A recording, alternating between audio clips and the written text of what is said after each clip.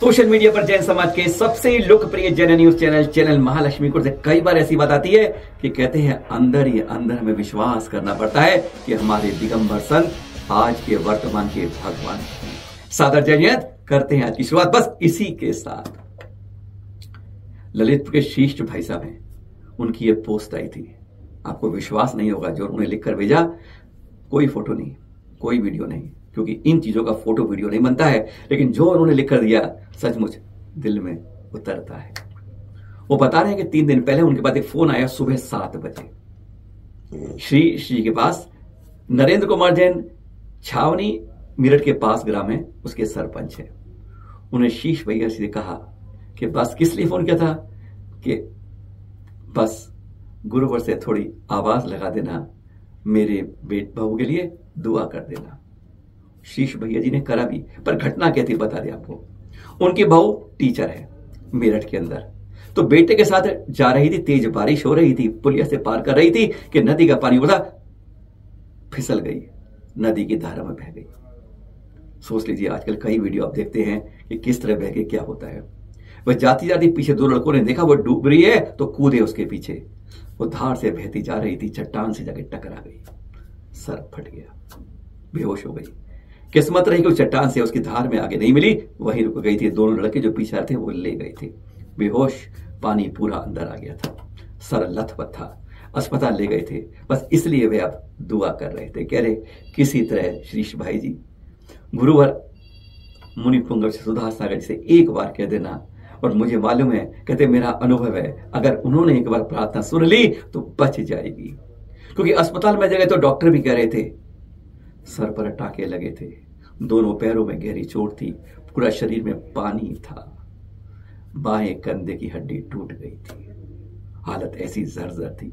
सोच लीजिए, कल्पना नहीं कर सकते। डॉक्टर इलाज कर रहा था, क्योंकि डॉक्टर को भगवान मानते हैं। वो ये कहता किसी तरह आ गए हो, पर इसमें मेरे इलाज से दुआ जरूरी है, इसलिए वह फोन मजबूरी है, इसलिए फोन किया था। शेष भाई ने तुरंत सुधा सागर जी महाराज जी के पास संपर्क किया, आशीर्वाद मिला। 1 मिनट ध्यान के बाद यह कह दिया, चिंता मत करो, ठीक हो जाएगी। सुबह की बात थी, 4 बजे उनका फिर फोन आता है, नरेंद्र जैन जी का। शीश भाई की बात, आंखों से आंसू जैसे रुक रहे थे, क्योंकि आवाज से थरथरा के पता चल रहा था कि शीश भाई तुमने कमाल कर दिया।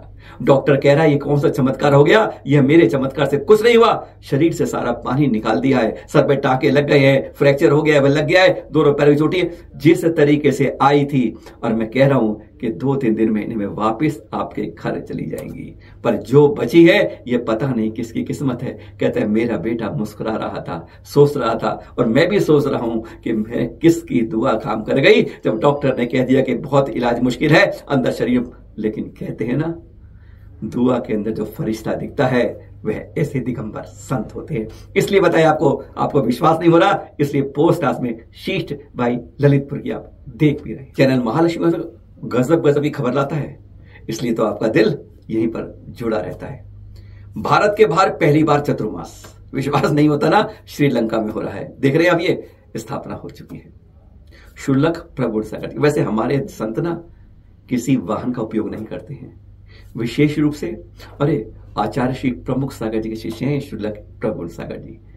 इनको विशेष रूप से आशीर्वाद दिया और कहा कि जाओ, तुम्हें विमान से दिल्ली से जाओ, श्रीलंका पहुंचो और वहां पर जाके करो, क्योंकि प्रभावना अब दिल्ली से के अलावा, भारत के अलावा कहीं और भी जरूरत है, अहिंसा केंद्र जाके करना है। इसलिए आशीर्वाद लेके गए।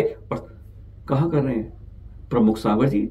पहली बार असम और की बार डीमापुर नागालैंड में कर रहे हैं। सोचिए, यानी बिल्कुल ऐसी जगह प्रभावना कर रहे हैं जहां पे कहते हैं हम जैन समाज की प्रभावना की बहुत बिल्कुल जगह पूर्व में। तो प्रगुण सागर जी पहुंच गए। यहां पर एक स्कूल बनने की भी उम्मीद है, एक औषधालय की भी हो रही तैयारी, और यहां पर एक अहिंसा केंद्र के रूप में जैनों के स्थायित्व के रूप में भी तैयारी हो रही है ना। खास बात, ऐसी बातों की जानकारी रखिएगा, क्योंकि यही होती है प्रभावना। एक समय तीर्थंकरों की कहां से कहां होती थी, आज फिर एक शुरुआत होती है। इस समय आपको देश के कई कोनों में चल रहे हैं इस समय महावीर स्वामी के 2550 निर्माण महोत्सव के रथ, अहिंसा के रथ। और ये देखने आप, ये अयोध्या तीर्थ का यह प्रवर्तन रथ प्रभावना के लिए गणनीयारिका ज्ञानमती माता जी के आशीर्वाद से। दिल्ली में इसकी प्रभावना कल शुरू हुई और शुरुआत हुई, कहते हैं ना दिल्ली का दिल जैसे होता है वैसे ये लाल मंदिर है। लाल किले के सामने इस लाल मंदिर से इस अयोध्या रथ की शुरुआत हुई है। मालूम अयोध्या में कितने तीर्थंकरों का जन्म हुआ है? आप सोचेंगे हाँ 5 का याद रखिएगा, पहले का, दूसरे का, चौथे का, 5वें का और 14वें का। अब नाम पूछे तो आपसे आदिनाथ जी, अजितनाथ जी, अभिनंदन जी, सुमनतीनाथ जी और अनंतनाथ जी। जल्दी से याद रखिएगा क्योंकि अयोध्या की पहचान आज श्री राम भूमि से हो रही है। अरे आज से अगर देशभूषण महाराज जी ने कम से कम वहां 1965 में ये जागृति डाल दी थी, इसलिए बचे हुए हो आज। और फिर जब गणनीयारिका घर में गई थी तो उनकी आंखों में आंसू आ गए थे। जो तीर्थ बनाया था वहां पर 2-2 फुट की जंगली खास बन गई थी। ऐसे अरे कोई नहीं जाता था, कोई नहीं फटकता था हमारे में से। यह अहिंसा आज ये इस गया है कि वहां पर अब और तीर्थ का विकास हो रहा है। आज हम जानते हैं कि मुनि सूरत काल के श्री राम जी की अयोध्या के बारे में जानते हैं, उनका जन्म हुआ, लेकिन हम ये भूल जाते हैं कि उनसे पहले 5 तीर्थंकरों का ये शाश्वत जन्मभूमि है जहां हर युग के अंदर 20-24 तीर्थ में जन्म होता है। बस गणनीयारिका ज्ञानमती अर्थ का पढ़ देंगे। अभी पूर्वी दिल्ली में चल रहा है कुछ दिनों के लिए, बिल्कुल प्रभावना में सहयोग कीजिए क्योंकि वहां बड़े बड़े निर्माण हो रहे हैं और बड़ी बड़ी धर्मशालाओं का भी। एक छोटा सा सहयोग बड़े बड़े काम के लिए जरूरी पड़ जाता है।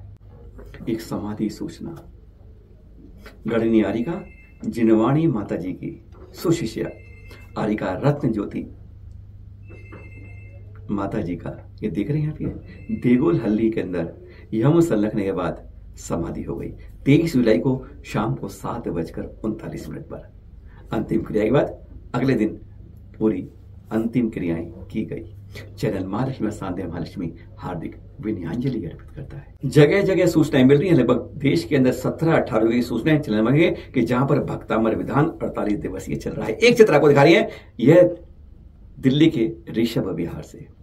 यह खास बात यह है कि रिद्धि मिद्धि जो सिद्धि मंत्रों के साथ जब यहाँ पे आप सुबह कलश स्थापना करते हैं ना, तो फिर उस जब 48 काव्यों का जब विधान खत्म होता है सब रिद्धि मंत्री के बाद, तो वह कलश आप उस रिद्धि का आप अपने घर ला सकते हैं।